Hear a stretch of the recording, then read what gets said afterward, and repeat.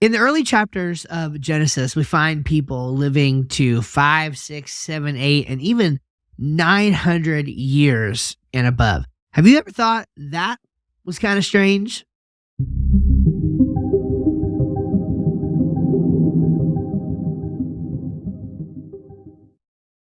I know I certainly have. Alex, what about you? Yeah, it's a little strange. I mean, I'm trying to get to 250, but I doubt I'll get there. So, yes, 900. What's the highest that we have in the Bible? 967, I think. 969, I think. Yeah. It's somewhere around there. So, Yeah. no spring chicken, that's for sure. Methuselah. Yeah, Methuselah. Yes, Methuselah. 960 something years old. Pretty wild. So, yeah, this is another really and this one hits you right away, right? This is a strange one in the Bible that's just like, very strange. Boy, if you're a new believer, you don't know anything about Christianity, and you weren't raised up in any kind of church context or anything, you're a teenager maybe, right? And you're starting to read the Bible for the first time ever. You're going to get on page 5 before you start seeing, whoa, wait a minute. And before we even get in this conversation, because it could go so many different ways, but whether you think the earth is young or you think the earth is old, this is strange for, I think, everyone involved. So Let's just get that out on the table. So we're all on the same page there. Yeah, that's a great point. One thing is for sure here. The text says what it says. Now, does the text mean what it says? And in what sense does the text mean what it says? Okay, that's the interpretive question. That's the question that ultimately we're going to be talking through. But the text says what it says. And this one is very, very hard for anybody to even attempt to escape, right? I mean, it's kind of like when people, and there, again, there's all kinds of ages, okay? But let's just go with the worst case scenario. Let's say Methuselah, right? Okay, Methuselah this guy's 969 years old, right? And so it's kind of like when people say, well, how could God allow bad things to happen? How could God, order the what some would call, I would disagree with this terminology, but what some would call the genocide of these Canaanite tribes and peoples and everything? And it's well, why are we talking about that? Well, let's go back to Genesis 6-8. Let's go talk about the flood, where literally everything except Noah and his family was destroyed. Okay, let's deal with the worst case scenario and see is this something that we can actually deal with? Okay, yeah. So can we deal with a 969-year-old man? Well, so there's a lot here. There's a lot to unpack, okay? There's sort of the biblical side, there's the science side, sort of the archaeology side. One just sort of glaring thing that we have to notice is that we don't have any evidence of anyone who ever lived that long. We just don't have it, okay? Yeah. If anything, based on our archaeological studies that we've done, ancient people in general seemed to live shorter, right? And actually had shorter lifespans, certainly not longer. Now, gosh, as I'm talking, I've got a long list in front of me of notes that we've taken. And as I'm talking, I can't even believe this, but literally more notes are just flooding into my brain here. So here we are again with another 2-hour-long, 20-minute episode, I feel like. But, yes. So there's a lot here. So obviously we don't have evidence that people lived this long. But we also might not expect to have evidence of people who lived this long. For example, if we take the biblical timeline seriously, we seem to have a drastic and pretty fast-moving cutoff of these ages after the flood, right? Okay. And so the flood, when you just think common sense about the order of things that would have been buried, of course, we don't exactly know how many humans were living on the earth at this time. There are some estimates that different people have tried to do, but there's so many assumptions that go into that, it's not even funny. And so, number one, we don't know how many people of these grand ages we should really even expect to find in something like an ancient fossil record. And if you consider the fact that humans would have, for very obvious reasons, been sort of the last to be buried by a flood, because they would have escaped to the high ground and then even if they were out there before the floodwaters had fully rose up and taken them over, they probably would have been scavenged by animals looking to find food. There's just very little expectation, again, dealing with the biblical history on its merits. There's just very little expectation that we would actually expect to find a lot of very ancient human fossils, or frankly, any human fossils from around that time. So this is one that, in my opinion, they kind of, to use a pun here, flood, whatever, they kind of wash each other out, okay? So there's this negative piece of evidence that we don't find any, but then there's this positive piece of evidence that's kind of like, well, it would actually be quite rare. Like, it would actually be quite surprising if we did find any human, remains from around this time. All right, so I'll throw it your way, Alex. I don't know if this is going along with what you're saying or just a separate thought that I have, but one of the things that let's just say we take the ages of the people from before the flood out. Let's just say, okay, let's just take that out. Even if you look right after the flood, how old did Abraham live? Wasn't it 150 something or 160 something? It might be even close to 200. Mm-hmm. But and then his son lived still very old, and then it kept getting lower and lower. So you do kind of see, like what you had mentioned, this tapering off drastically after the flood, but still quite high. And I would say most, if not many, biblical scholars consider everything after Genesis, whether they believe it, the beginning part of Genesis is allegory or not, that they believe after the flood is historical. And so you still have, even if you take away that, you still have at least a few named persons after the flood still living longer than anyone we have recorded even today or in the close history. So yes. I think that's actually it may be in a lot of ways almost a more interesting topic than even the people who are recorded as living 600, 700, 800, 900 years old. Yeah, so this is true. Do you happen to listen to the Winsome Creationist podcast, Alex? It's I listen to maybe one of every 20 episodes that come out. Okay. Well, just joking. I'm more of a fan than that, Steve. You must have listened to a recent episode of mine. So I have another podcast that I do, a solo show called The Winsome Creationist. And we actually talked about this on there recently. What was happening is a couple years ago, I was going through my Bible reading and I noticed something really, really odd. I noticed that we're way near the end of Genesis, okay? And like you just said, Alex, scholars generally regard everything from Genesis 12 onward to be historical, right? You don't get to, Genesis 1 through 11, a lot of scholars, if you're not familiar with this, like to appeal to this sort of ancient mytho-history sort of idea, this notion that there was, let's just say, a lot more leeway is to be given to the authors writing Genesis 1 through 11, because they're dealing with sort of these large cosmic themes, and there's a lot of resemblance to other creation stories and other ancient sort of flood stories, and there's even like lots of other stories around the world that refer to sort of a golden age, if you will, of humanity, where people lived for a really long time. Like there's actually lots of myths and legend around this idea that sort of point to what I would call a historical core, that I would actually say that the most detailed and accurate account comes from the Bible. I'm biased in saying that, but I also have reasons for it. And so anything from Genesis 12 onward, it is typically considered by scholars to be normal history, okay? And so I was reading, and I came across Genesis. I want to say it is chapter 47. And I was reading in Genesis, and I think it's chapter 47. I could be wrong, but I think it's 47.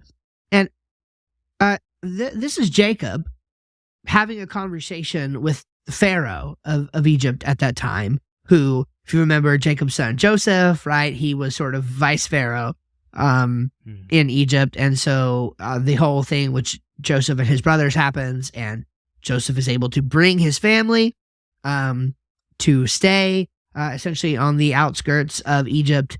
And Pharaoh's having a conversation with Jacob. And Jacob is like, yeah, I forget exactly the age he was then. I want to say it was like 130 something. Let's just go with 130 for the sake of the argument. And he's like, yeah, I'm like 130 years old. Man, my days on earth have been full of trouble and this, that, and the other thing. And I have not even yet attained to the age of my ancestors. Now, I read that and I thought, well, no, that's interesting. So here's a dude. Genesis 47. We are well into what is highly regarded by scholars as genuine history. We're well into that. And this dude is saying that he's 130 something, which is already more than in the modern era we've had anybody live. The highest was 122, I think. So he's 130 something, and he's saying that at this point he had not yet attained to the age of his fathers. Okay, and I want to say he ended up living to like 150 or something like that. So when I read that, I was like, so this is interesting, very interesting sort of internal evidence for the notion that the ages of these patriarchs were real. So again, normally, and I dug into this in that episode that I won't bore you with all the details, but normally the word that's used there for fathers, it's not typically just referring to your immediate father or even your grandfather. It's referring to your family history, right? And so what we would refer to, I think, is the ancient patriarchs and even beyond that, okay? So I think there's every reason to think that in Jacob's mind, he's thinking something like, gosh, my great-great-great-great-great-great-grandpa lived to, 673 or something like that, right? He's going back in time and he's thinking about all this and he's like, I'm not attained anywhere near that. So that's really good evidence, I think, internally in the Bible that the ages of the patriarchs, these ancient ages, these long ages, were real, and you can't just sort of explain it away with, some of these rescuing devices. At the very least, it seems like that if those old ages were still, just wildly, what am I looking for? Exaggerated. At the very least, it still seems like that Jacob thought them real or took them seriously enough to believe them himself, which is is worth taking him at his word. This is a great point. Believed it himself, right? Because you might want to argue with that and say, oh, well, this was just a biblical writer, whoever wrote that, like making sure that he was consistent in what he was saying. And I asked a lot of people about this, and hostile people and everything, and I was just trying to get as many different opinions as I could on this. And everybody's like, yeah, I think you're right, that honestly, the text at the very least shows that Jacob thought that his ancestors were that old. This wasn't, in other words, this wasn't just a literary thing, okay? I often talk about the distinction between literary and literal. Okay, it wasn't just literary. We think that literally Jacob thought that his ancestors were this old. And so if he's wrong, then you don't have any escape from this in terms of the Bible being inerrant, right? You have to give up inerrancy if he's factually wrong about this fact. Because again, this is not just, some people say, well, what's the Bible teaching versus what the Bible assumes and all this. This is pretty clear. This is pretty clear cut. This is a guy who's recording false ages, right? And he clearly believes false ages, and the Bible is wrong about this. So I don't think there's any way to escape the errancy sort of problem there, which we also did an episode on errancy and inerrancy a few back. So, which is a fun one. Okay, so here's a few things. Yeah, it was. Here's a few things we need to go through. Okay, a few different ideas. All right. So one thing is, so how long did they actually live? Are we saying that the Bible is like a blow by blow? Like, okay, Methuselah literally lived to 969, that specific age, right? Whatever age all the different people lived at, right? Or lived to, like, is that the specific age that's right? Okay, well, there has been lots of work done on hyperbole as a literary device. Numbers in the Bible, we talked about this in our Abimelech series that we did as well. Oftentimes, numbers in the Bible can be rounded or used for some sort of theological purpose, some sort of messaging, okay, that is intended to signal certain things.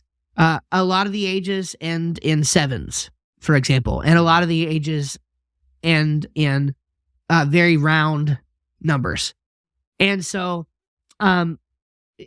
it's very possible, at least I'm willing to concede for my part, that maybe some of these ages that are mentioned are not precise, they're rounded. Now, rounding, in my view, is different than making up a falsehood. It's not like this guy lived to 72 and we're saying he lived to 645. Okay. Mhm. That is not rounding. That's weird. That's just weird. And I don't think even on ancient standards of historical reportage, I don't think that sort of thing is acceptable. So how long did they actually live? On that point, I think I'm willing to basically say that they lived just about as long as it says in the text, give or take a few years. I think that's reasonable. I'm totally fine with ages being used to create some sort of theological idea. What's interesting is that people who, and we're going to talk more about this in a second, but people who really latch onto this idea that it was made for some sort of theological purpose, some sort of messaging. Nobody seems to know what that is. Okay. So it's possible. I mean, anything's possible, but it's not plausible. We just have no idea what this could possibly be referring to. If it is meant to signal some sort of messaging. I haven't seen anybody come out with any sort of convincing argument to that effect. So, what's interesting is when you see people who make an argument for these inflated ages, you typically get two responses. One is that it's some kind of ancient number cipher of some sort. And the other is, well, look at the comparison. The closest comparison we have in ancient literature to this is the Sumerian king lists. Okay. Well, let's just dispense with those very quickly. No, okay, number one, the number cipher. We kind of already talked about this. If there is some sort of ancient number cipher, we don't have one from the ancient world. There's some that come close, but we don't have one from the ancient world that directly maps to this. And even if we did, we don't have any way to know what it means. Okay? Now, I guess you could make the argument, well, in the ancient world, they would have known what it means. Maybe.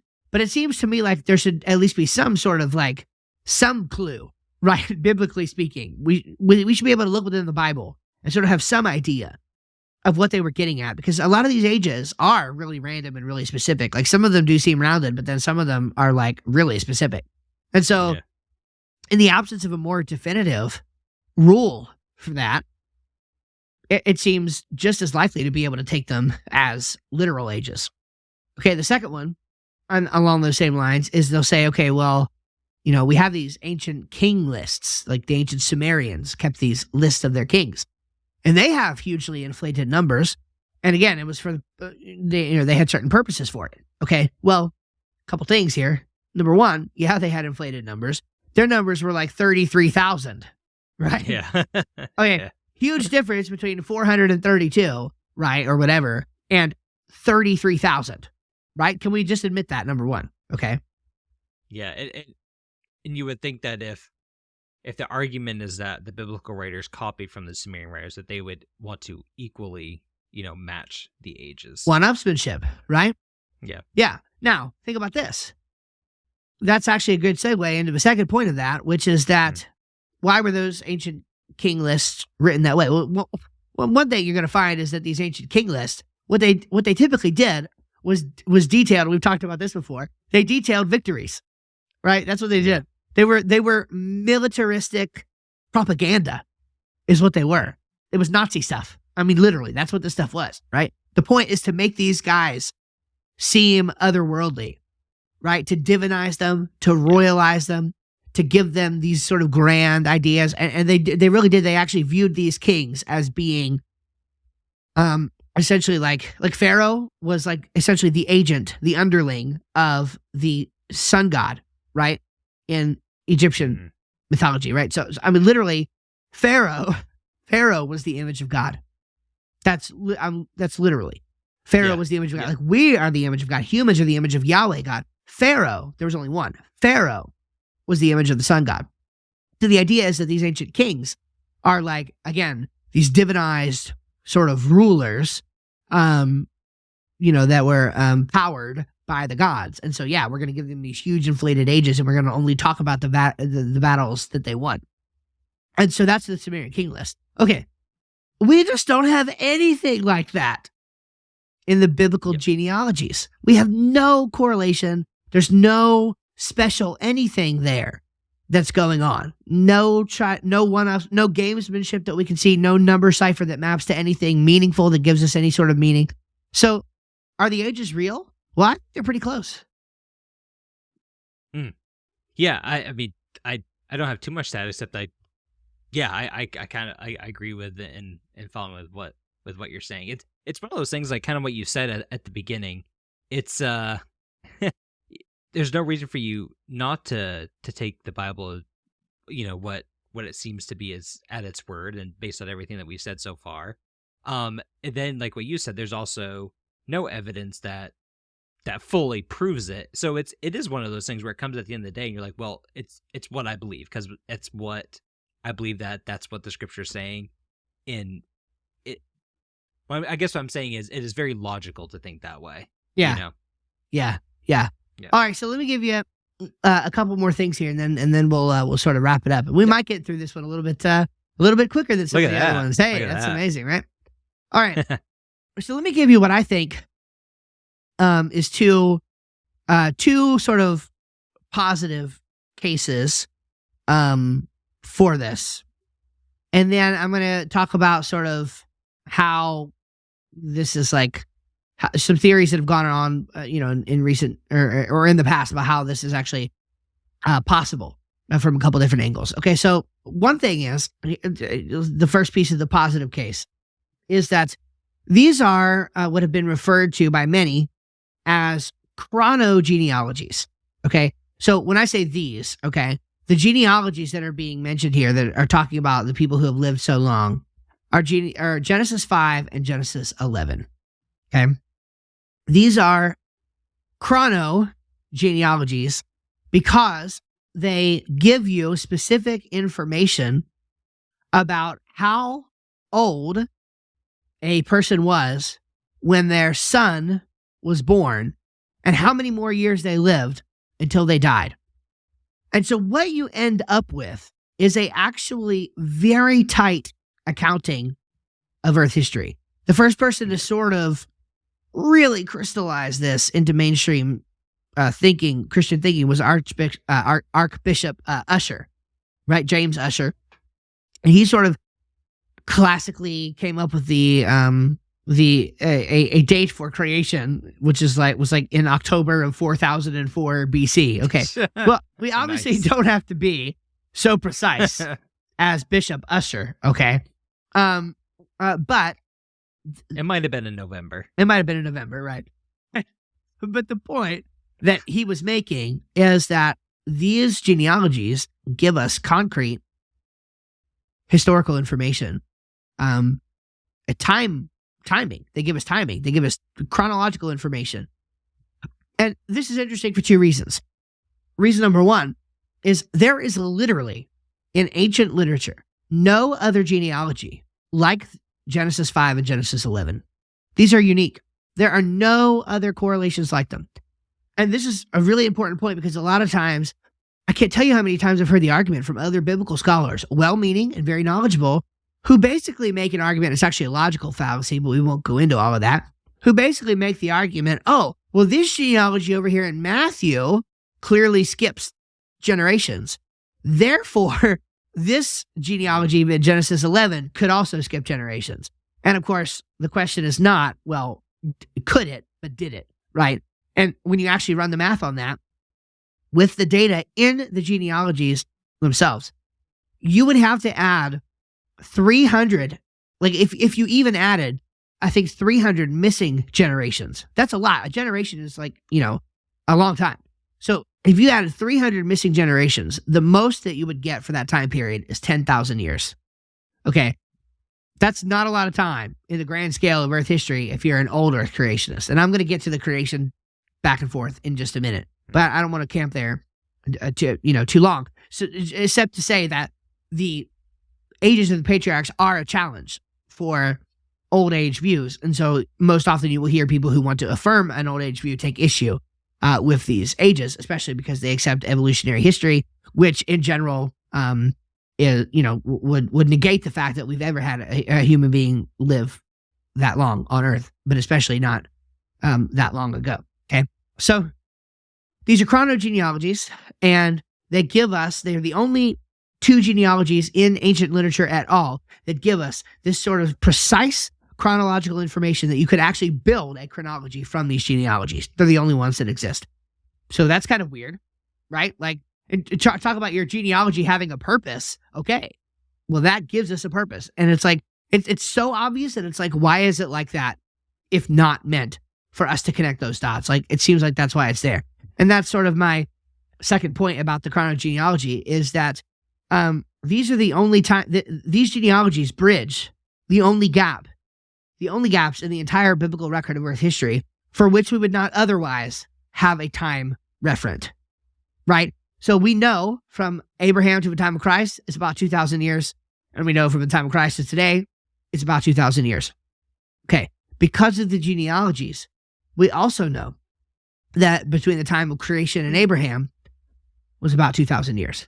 Okay. And we would not know that if not for these genealogies. And so it's the only spot in biblical history where we have no other way to know what the time frame was, but these genealogies give it to us. And they're the only genealogies in ancient literature that have this kind of information in it. And it's very, very specific. So I think that's a really, really good argument for the fact that these genealogies are talking about accurate ages. Thoughts? Any? I have I hope I can ask this thought clearly, because it just popped in my head. And I'm sure there's an answer for this, but I haven't thought about it until now. But so you have Moses writing Genesis. And how do I want to ask this? So it seems odd to me that, and again, maybe someone who knows history a little bit better than me can answer this, but it seems odd to me that there's no kind of like ramp up in like a language or some sort of explanation for the history of mankind. It just seems like all of a sudden you have, and I know that there might be early writings, but you have Moses just writing a full book on the history of the history of humankind. I don't know. It just seems like weird that there would just be a random ramp up, and then, over thousands of years, and then all of a sudden man just kind of comes up with it. It just seems more natural, or more of a clear explanation where it makes sense that it got passed down generation to generation. Yeah. And this is how we understand the things. Does that make sense? I think it does. That right. Yeah, it does. And look, there's so many ideas here. So just to give you a quick sketch of the landscape, right? Lots of opinions on Genesis. Did Moses write it? Is there, is it something more like the modern JEPD theory? Is it something like the supplementarian theory of days gone by, which is the fact that, Moses basically wrote Genesis, but that along the way after him, there were those who also came back in and edited the text. And under the inspiration of God, essentially, making scribal updates and things like that. I'm not going to lie. I tend to lean towards that view that the Pentateuch is written primarily by Moses, and then there are scribal updates under the inspiration and authority of God that happened. I think that's pretty clear from an honest assessment of the text. And so there's that piece of it. But then there's also been these theories floated around. PJ Wiseman? I don't know. That kind of sounds familiar. I think that might be the guy's name. I could be totally wrong. But I want to say it might be PJ Wiseman, who had something called the tablet theory, which was popular for a long time. And that was this idea essentially that the Toledotes, so in the generations of, where you have sort of these headings for various sections in Genesis that are written, people have argued over the years that those were actually written on tablets, each of those by that actual person. So, these are the generations of Noah, right? That's actually Noah writing, like, his part. And then essentially Moses is sort of collating all that together at when he's writing and taking their ideas and putting them together. There's an idea. And then, of course, there's the idea that, this is some combination of Moses writing from memory / a download from God of sorts, or just oral tradition, right? Oral tradition that had been passed down through the Hebrew people, and then Moses writing from that. I think something like that is what's going on. But you have a lot of options. Yeah, you do. And of course, then there are people who totally throw out biblical history and say, the ancient Chinese dynasties are like 30,000 years old. So what do you do with those? Or like the Australian Aborigines, right? And so, again, you have to look at those things. And of course, I think that they would have to fit somewhere underneath of a young age creationist framework. Spoiler alert, I'm a young age creationist. And so that's the view I take. And so I have to explain those things. in my paradigm. But yeah, there would be some that would say, well, you're right, Alex. It's ridiculous to think that this is what happened because it's not what happened. We have writing, and but we do legitimately only have writing for about the last 6,000 years, right? So that's Right, that is exactly. sort of another interesting thing, right? That it's like, oh, it actually kind of matches the that time scale. Yeah. Yep. All right, so another, and I'll keep this one really brief here, but the other argument, other than the fact that these are chronogenealogies that we can glean time information from, is the fact that this really does seem to be a closed genealogy instead of an open genealogy. And basically that just means a closed genealogy is one that could not have significant gaps of time inserted. And how would those gaps of time get inserted? Well, by skipped generations. So like maybe it says that this person was this other person's father, but actually it was their grandfather or their great grandfather or something like that.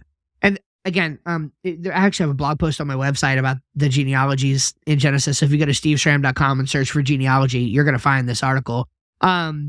But there have been many writers who've taken this to task and shown that because you have certain people, like it explicitly shows where certain fathers like named their sons. So if that father named their son, then you can't put generations in between there. That's actually the father-son relationship.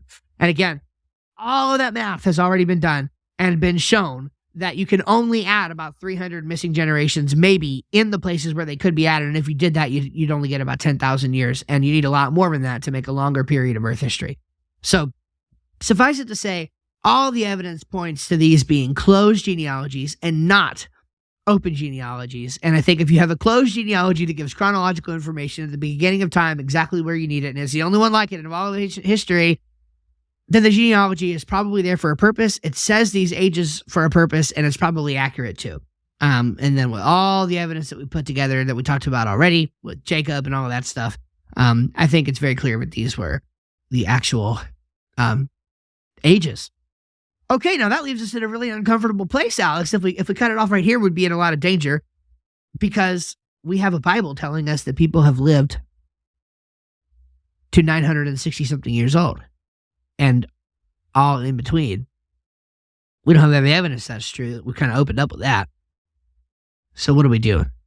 What do we do with that? So a natural question is... We think of theories. We do. Well, we do. Yes. A natural question is, how is this possible? And I don't know how it's possible. I've already made the point that we wouldn't necessarily expect to find evidence of it. And I understand that might sound or feel like special pleading to some people. I get that. It's true nonetheless, okay, that if the flood narrative is true and it all ties in with the genealogies and everything and all was happening at the same time, if the flood narrative is true, I would not expect that we would find a being that old. Same, by the way, as I would not expect to find evidence of giants necessarily, right? Oh, well, if a flood came and killed all these giants, like, why aren't there any? Because, again, I would not expect to find evidence of giants. And this is why whenever people come with their giant evidence, they've got these pictures of things that have obviously been faked and falsified. I'm not buying it, right? And it's for the same reason. Is that we wouldn't expect to find giants. It's actually a positive, you can make that case in a positive light. I wouldn't expect to find giants. So, this photo that you found is an obvious forgery. And then when it actually the work is done and it's shown that they are forgeries, it's like, well, I told you so, right? So I wouldn't expect to find them. So that's fine. So a couple other things. So the genetic bottleneck, right? One thing that this actually helps sort of explain is the decline in ages. So I'm always looking at the Bible and thinking, well, is it consistent with itself, right? That's important. It's important for the Bible to be sort of consistent with itself, right? Yeah. And so scientifically speaking, the Bible is not a scientific textbook, but if you had people somewhat normally living to 900 and something years old, right? 5, 6, 7, 8, 900 years old. And then you had a genetic bottleneck event, like a flood, where the entire population was reduced to 8 people. You are dramatically cutting down, I'm just going to use the term, the genetic possibilities of that people, of those people to to manifest and to spread, drastically cutting down the genetic possibilities.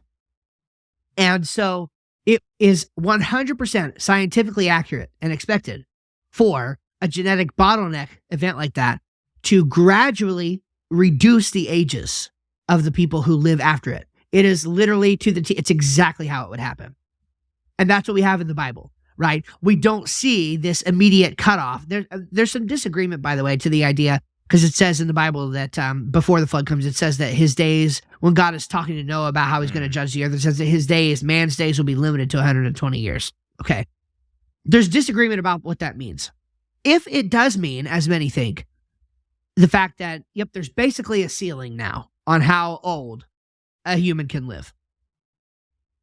It's really interesting that we've sort of had this genetic bottleneck degradation to the fact that now, again, in modern history, the only person, the highest age living person has topped out at like 122 years old. And again, that 120 number not being for the purposes of it being exactly precise, but about that long, right? You can live to about 120 years old, right? That's sort of the idea. So that's kind of fascinating. The genetic bottleneck seems to have happened. And by the way, there's also other things in the Bible that make sense and it's consistent. So a lot of times we get the question, where did Cain get his wife, right? How did Cain have a wife? Because Cain and Abel and all that, like, it was only Adam and Eve's kids, right? Well, it says that Adam and Eve had plenty of other sons and daughters also. And the fact of the matter is that Cain married his sister. And you're like, oh, but the Bible prevents that. It does in the law thousands of years later when the genetic bottleneck, after the genetic bottleneck had happened to where it would be dangerous to interbreed. So yes, interbreeding, marrying your sister or your cousin or whatever, is forbidden by Jewish law, which makes sense because the genetic population would not have been able to handle it. It would lead to health problems and mental illness and sickness, okay? It would not have if you got the entire human race genetically preloaded in Adam and Eve and then their offspring. Again, you have to understand that that's what's happening is they were genetically preloaded with all of this. And that makes perfect sense. Be fine, marry their family because that's all they had. That's why we're all related, right? One way or another, okay? And which is consistent for salvation history and everything too. We're all from one blood. That's Paul in Acts 17. Lots of stuff there. That's why racism is wrong. Again, so many things we could go into. But the idea is genetically preloaded at the beginning. Cain marries his sister. It's totally fine. We have this bottleneck event exactly as expected. Population of humanity seems to dwindle down. Then, also as expected, God goes ahead and prohibits that kind of thing from happening because it is not healthy for humans to do that and to be breeding that closely together. So the whole biblical storyline with the genetic bottleneck is consistent. So that's not explaining, hey, this is how this is possible, but it's saying that, well, human history has played out pretty much exactly how it would need to if this were the case. And I think it's quite a feat that the Bible sort of seems to get all that right. Okay? Yeah, I agree with all that. I think that's one thing is someone might look at this and say, well, that sounds kind of crazy. We don't have any evidence of someone living that long. I can't believe you believe that if that is what you do believe. But again, no one knows 100% anyway of what happened. When I say no, I mean like actually have evidence written on the wall or in a book. You can say, oh yeah, there it is. Yeah. And so if you have that consistency factor, you can say, well, at least I'm consistent in it, and it follows through that my worldview makes sense at least if that were to happen. That's correct. And think about how many other things. So, right, there's this medical analogy. If you hear hoof prints, think horse, not zebra. Okay. What that means is the simplest explanation is usually the right one. Okay. Think about how many things you have to explain away that if you leave this framework, right? This is a very consistent framework that I've just laid out for you here. If you leave this framework and the numbers are not real, they don't mean anything, now you have a lot more questions to answer. Okay. And probably more than I could even think of, but like, a few are now you have to have a different answer for the Cain's wife thing because that doesn't necessarily make sense. You have to explain away why the Jewish calendar is only 5,000 or so, something years into its history. You have to explain that. You have to explain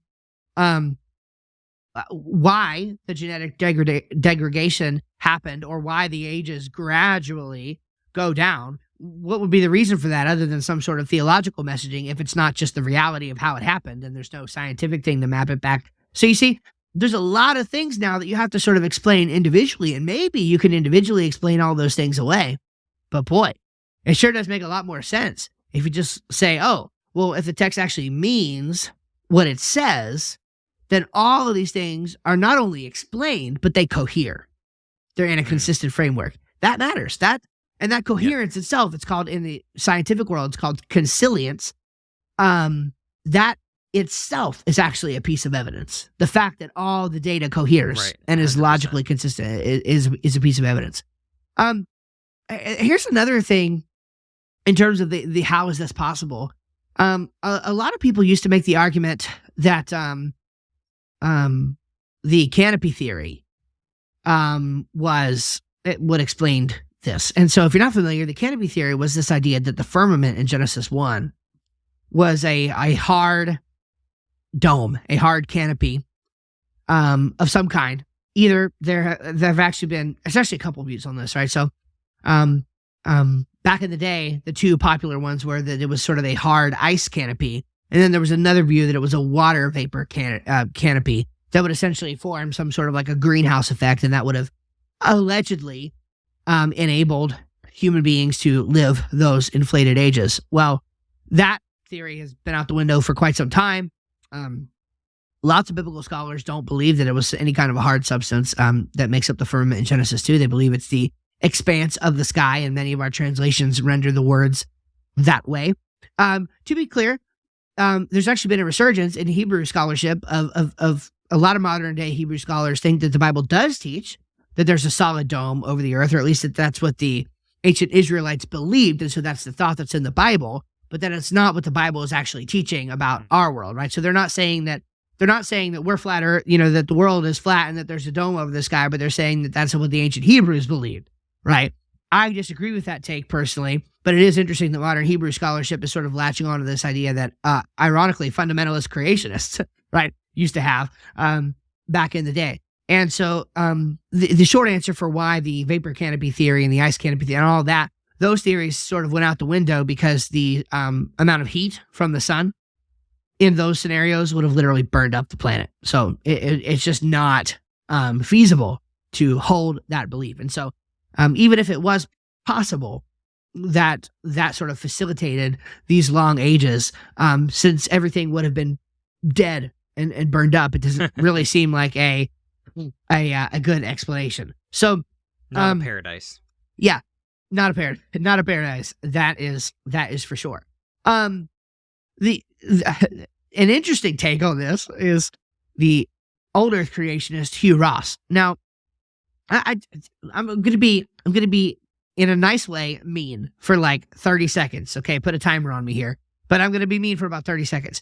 Unfortunately, progressive creationism, old Earth, Hugh Ross-esque creationism, it was really popular in the 90s and leading up into the early 2000s, and it became really popular around 2015, 2016, and then it just started falling off and dropping off dramatically because it is so nuanced on some of these specifics and trying to explain things away that it's just really incredible. And there's only been one or two that I'm aware of, Hebrew scholars, who have actually endorsed these ideas. And so one of the things that Hugh Ross likes to do is say, so he takes issue with the fact that that there was Homo sapien human death before the fall, but he's okay with there being animal death before the fall. Never mind the fact that Genesis 1, 29 and 30 literally puts human death and animal death right next to each other and suggests very strongly that both humans and animals pre-fall were vegetarian. Okay. Dr. Ross says, well, animals have always been carnivorous. There have always been carnivorous animals, and so carnivory has been happening since day one. God built death into the cycle of creation in that sense.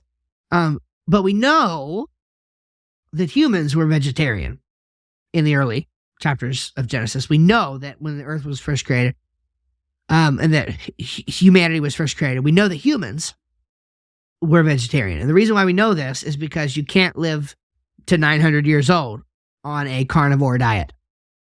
Okay? A carnivore can't, this is his argument. A carnivore can't live to that old So we know they ate plants. We know they were vegetarian and they did not eat meat. And so, I mean, never mind, again, the special pleading between like, well, why does it apply to the humans but not to the animals when they're literally back to back in Genesis 1? That's a important point. But so this is Dr. Ross's attempt at how this is possible, right? Is that we know that humans were a vegetarian, right? And so again, that he says it this way, that he uses that nuance because it allows him to take these ages fairly literally and still have a nuanced definition of humanity that sort of fits with his old age creationist desires, right? And his want to go there. So just throwing that out there as the alternative that he mentions. Honestly, the answer to the how it's possible question for me is just a really simple one. It's what the Bible's already said, right? If it's true that Adam and Eve are the first humans, if they are the first pair of actual humans, they were endowed with the image of God, given everything else that we just talked about, then we know that Adam and Eve were endowed with the purest form of human DNA. They were endowed with a perfect line of DNA, everything in them needed to make and to actually accomplish. Again, this is where the Bible is consistent. What was their goal? What was their entire goal? God gave them, we call it the dominion mandate. He said, be fruitful and multiply, right? The point is, have lots of kids, right? That's what they were supposed to do. So God preloads them with the genetic DNA of all of humanity so that they can do the job of having lots of kids. That would absolutely, especially if you think about the original creation, if you're like me and you believe that the original creation was, the word perfect is loaded, but it was very good according to the Bible. It was set out to accomplish the purposes that God had for it. It was a very good world. It's hard to imagine death, suffering, cancer, thorns, disease, sickness, illness, and all of that in God's very good world. It's really hard to imagine that for me from a Christian theological standpoint. And so in that haven, in that utopia, if you will, in that world where you've got two humans, the first humans, and they were preloaded with all this genetic diversity, it's 100% the logical deduction that you would have humans living to a very, very long time. And as the effects of sin started to take over more and more of the world as a result of the curse on the ground, and then the flood comes and you have that genetic bottleneck event, then you have this degradation in the human genome all the way down. It absolutely makes sense that we are where we are today and we started where we did back then, according to Genesis. So I think the explanation is just that they were preloaded with the genetic diversity that would absolutely lead to that natural result, especially in the world that God had given them to live in and the mission that God had given them to do. I think it's perfectly reasonable to think that you'd have humans living to hundreds of years old, and then after the flood, you would gradually see that decline. So I think the answer is built into the Bible.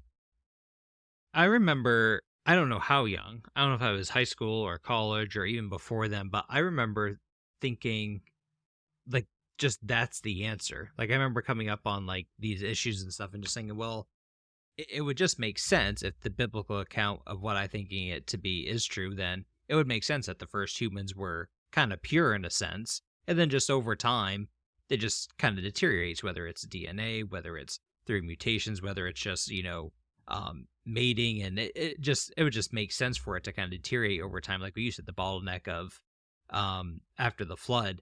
And again, it just kind of goes to the consistency factor where you might think that sounds crazy that if someone believes that, but at the same time, it's consistent. And if the world really did behave that way, if that's how it got its start, then that's a very believable way for it to all have happened. That's correct. I mean, you hardly have to read about this in apologetics, in an apologetics book for it to make sense, right? You just think for a minute, and it's like, oh, well, yeah, that would make sense. And then when you have the scientists who look at it and say, well, that does make sense. That certainly helps. But like, again, there's a reason why this has been the Christian view, and I know that that's going to put me at odds with probably a lot of people who listen to this podcast. I mean, my guess is that the majority of people who find this podcast and who are regular listeners are not going to agree with me on creation. And by the way, that's totally okay. That's why my other podcast is called The Winsome Creationist. Okay, I'm the creationist who's actually nice, but like when you just look at the biblical statements, if they do mean what they say, then you have a lot of consistency. And I know you want to say something, but let me just harp on that for like just 2 seconds, okay? Let me just give it probably one of the most common examples of where someone says, well, as a creationist, no, you're actually not consistent, right? They make these statements about how Genesis 1 talks about how there was light, right? There was days before the fourth day, and the fourth day is when the sun was created, right? And so you have this idea of the fact that you can't have days without the sun. And so you creationists are actually being inconsistent with the Bible because somehow there's these days that you're saying are ordinary solar days, but then there's no sun until day 4. So how do you do that? Okay. Well, we don't measure our days by the sun. Okay. There are lots of places in the world, Alaska, right, that go through periods of darkness for months at a time. We don't measure our days by the sun. We measure our days by the rotation of the earth. Okay. And you do, in order to actually like have the effects of a day on planet Earth, you need to have a directional light source and you need to have a rotating earth. Okay. We have all of those things before day 4 in Genesis, right? It says that God made the light. And then right in the beginning, he said, there was light. Let there be light, right? So we had light and we had planet Earth. So therefore we could have days. Now, if we're just taking the text at face value, yeah, we now have a sun on day 4. And arguably this light source would be a specific light source for the purpose of signs and for seasons and for days and for years, right? For marking time for a human to understand. That's what the purpose of the sun in day 4 is. I'm open to the suggestion that the light source in for the first 3 days is the sun, and the same as the 4th day, and it is simply mentioned on the 4th day as a polemic against the fact that against the other ancient cultures who worship the sun as a god, right? I'm willing to say that that's a polemic shot, and in fact, the sun is not even named. It's just called the greater light. And the moon was also worshipped. And it's not called the moon in Genesis 1. It's called the lesser light. So you have the greater light and the lesser light. So I'm willing to say there's some theological stuff going on there. But the point is that if you point out that inconsistency, you haven't, and you say you're being inconsistent with the Bible. I'm not. Actually, you're importing science. So many people have missed this point. That's why I'm actually using this as an illustration. You're actually importing science. You're saying I'm being inconsistent with science, but I'm claiming I'm being consistent with Scripture. I don't care what science says about what you need to make a day, necessarily. I mean, I do, but I don't. And the reality is that scripturally speaking, we have all the ingredients that we need for a day, all the way through creation week, right? And so there's this temptation to say, hey, creationists, you're actually not being very consistent with Scripture. Almost all cases, I hear that point made. Somebody is actually unknowingly, it's so subtle, but they're unknowingly pointing to something beyond Scripture to make that point. So I actually think as a creationist, I have the eminently consistent position when it comes to looking at the text of Scripture. And I mean, if I didn't think that, I wouldn't be a creationist. So anyway. Interesting. Though the one main important question here is which kind of view of all this do you have to have in order to get through the pearly gates at the end of your life? Well, to quote Alistair Begg, I will say that the only reason that I am going to be welcomed through those gates is because the man on the middle cross said, I can come. That's it. That is the only reason. Oh, so that's the reason why. Okay. That is the only reason. I am sure. I cannot wait to get to heaven and find out what all I was wrong about, right? I can't wait. I am that way. I just can't wait. I'm sure I'm wrong about a lot of things. I'm doing my best to accurately present the different positions, because I am in a position of teaching other people in many different contexts.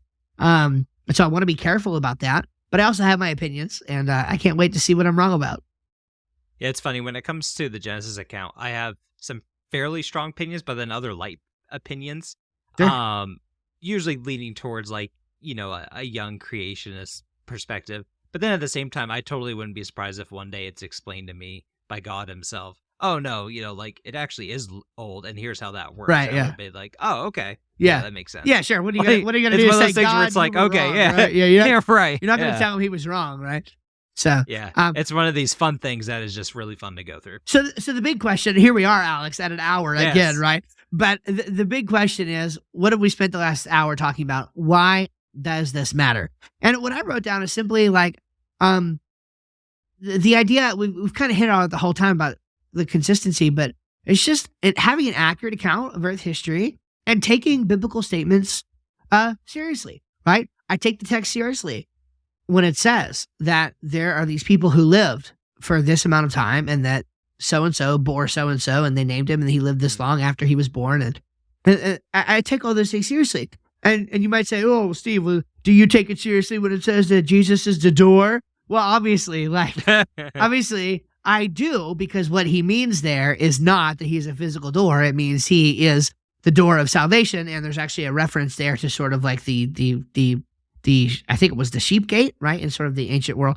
That there's actually something that would be a reference to that the ancient people would have understood. So yes, I don't believe in this hyper wooden literalism idea. I believe that you take a text as it was written and as it was meant to be written and conveyed, and you read it that way. I just think in this case that these are texts that are meant to be read as being fairly accurate, literal, like understanding of how Earth history went. And I think that matters. I think we should desire to be consistent and to be biblical and to deal with the implications of that, whatever they may be, even if they are uncomfortable in the halls of academia in some places. So, well said, Steve. Well said. Cool. Well, we could stretch this out another 3 minutes to go to an hour, but I guess we can cut it here. Let's cut it here. Please share this podcast with others. It's the only way it'll spread, ultimately, is if you tell other people about it. We'd love to get more audio. So on the audio side, if you do happen to listen to this on audio, please consider going over to Apple Podcasts and leaving a review for us there, because that 100%. That's a big thing. It doesn't like help us get boosted up in the rankings or anything, but it helps other people when they do stumble across the podcast say, oh man, this thing's got hundreds of ratings and all these people left comments about it. I got to see what this podcast is about. People love Steve. This guy's on there. No, lies. Lies. Why didn't he let that Alex guy talk more? That's what they would say. And I say, if he would talk more, I'd let him.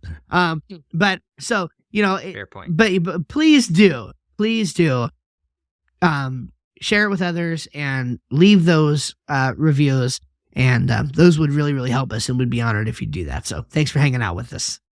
Perfect. Thank you, Steve. We'll see you next time. See you next time.